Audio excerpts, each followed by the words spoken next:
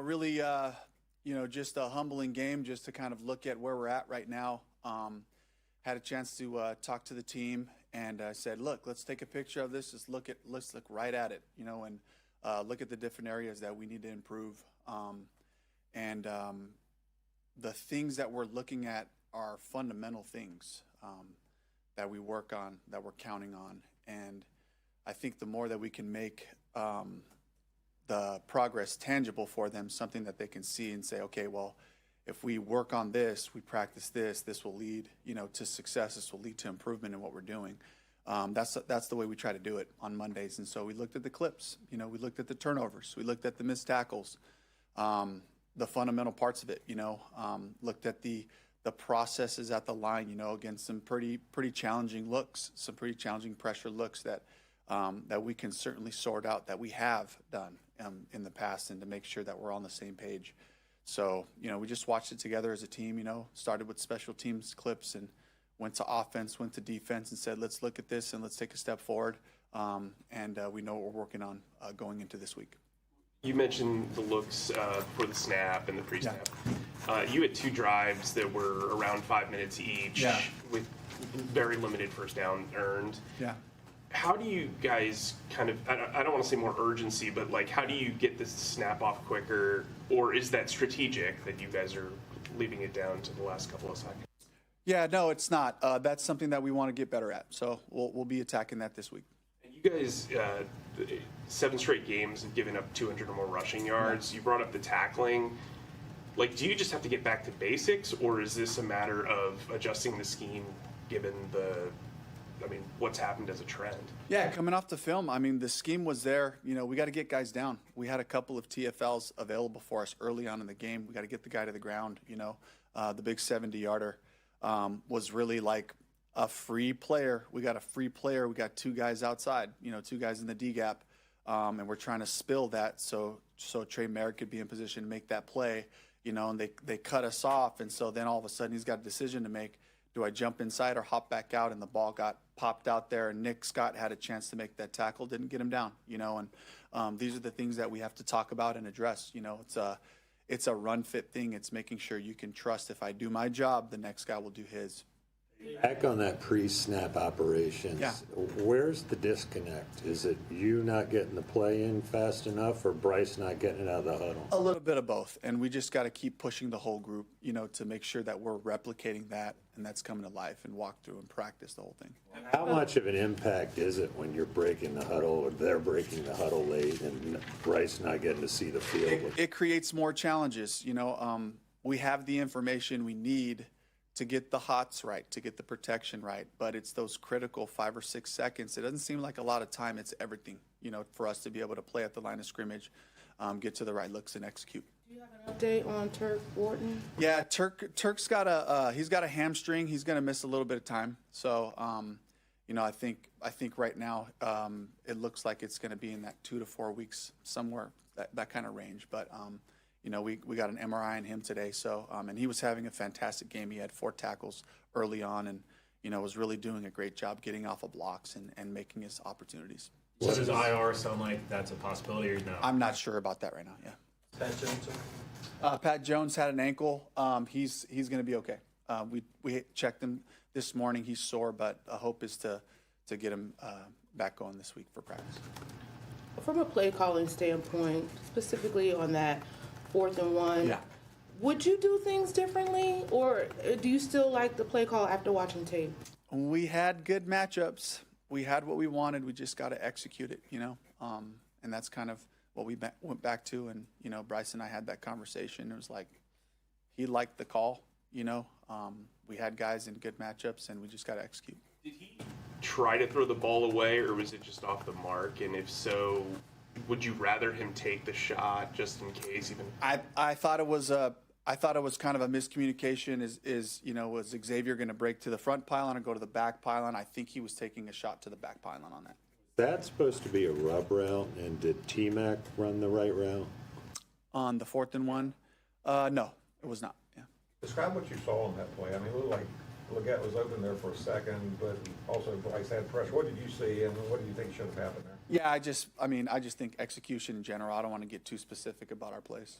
You were able to hit T-Mac a couple times on third downs. What did you think just about his first performance after reviewing the film? I thought he played fast.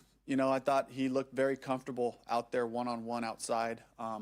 We moved him around a little bit, and he showed an ability to be able to handle that. He and Bryce were on the same page timing-wise. So I was really pleased with the way he played. I'd love for him to come up with the big touchdown in the end zone, shot down the field, but he ran a beautiful route on it. And he really gave us a chance to have some explosives down the field and to just have a consistent target.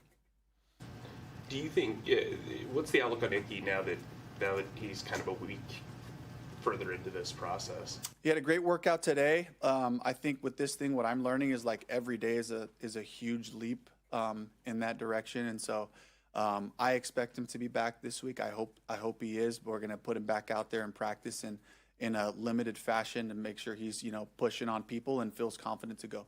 You guys have talked about being a developmental staff. Yeah. On offense, it seems like a lot of the young guys are getting playing time. On defense, not really. So Yeah. what goes into the decisions on, hey, we want to make a success, or do we want to develop these guys? Yeah, well, I'm pushing that. I'd love for all of our young guys to play. I really believe that it's so valuable for those guys to be out there. Are they going to be perfect? No. Will every rep that they take be valuable and beneficial for their future? Yes. And so I would love for those guys to get opportunities out there so that we can see what we have. And then also just knowing like it's a long season and a lot of people are going to play, at different times. And so it'll help us, going forward. That a conversation you've had to have with EJ? I just collectively as a staff is just like, hey guys, let's play these young guys. We're going to need everybody. Is there like a sense of like redundancy between Lathan and Trevin, just from the standpoint of having them next to each other? Like we saw you guys run big nickel, but like in a 2 safety set, is there any redundancy there? I think that they're both pretty versatile guys, so I don't think it's completely that way. But I think Lathan will get his chances, and as he continues to do the right things and show the type of play style that we've seen from him, I think he'll give us confidence, to give him a shot at some point. But right now, I like the group the way they're at, and we just have to continue to get better at our football. Yeah, I know the run defense was a concern last year, and it's something you worked to improve on. How much did having Morgan in there impact things? But also, what did you see on tape when, giving up 200? I just saw a couple of explosive runs, to be honest. I thought that we played the run consistently pretty well, but I thought that we gave up big plays. We gave up a 70. We gave up the reverse touchdown. And then we gave up a couple of explosive runs in the 4-minute. Those ones hurt because we talk about finishing. We talk about just continuing to play right regardless of what the situation is. And they got a couple of explosive runs there late, and I think you add those 3 up, that's about 100 yards. And you don't want that. That's how these days happen, but I just felt like if the guys were in the right spot, we were playing stout up front, we were playing with technique, and then there was a lapse and there was a big play. That's the NFL. We have to be consistent about it. Liam obviously has played this defense 2 times last year, but also he's got a background with the Rams and obviously Evero. They really attacked the box in the middle of the field early. Why do you think they were able to find success there? Great scheme. I give a lot of credit to Liam and to that staff. Shane Waldron, guy that I know that we have history with. John Van Dam, Chad Morton, Keli'i Kekuewa, who was with us last year as well. It's a really good staff, and I thought they did a great job of preparing those guys to play us and executing. Generally speaking, sometimes when you look at the tape, it might not be as bad as you thought it was, or not as good as you thought it was. Where did you land? I landed disappointed and encouraged, and that's really, I can sense that from this group as well. I can sense that they know that we have a team that can be good, that can play a really good brand of football. I can sense that from the feeling I got in our team meeting. the look in their eyes, the disappointment afterwards, but also this sense of like, guys, we can do better than this. I think we have a really talented group on the offensive side. I think we have a really talented group on the defensive side.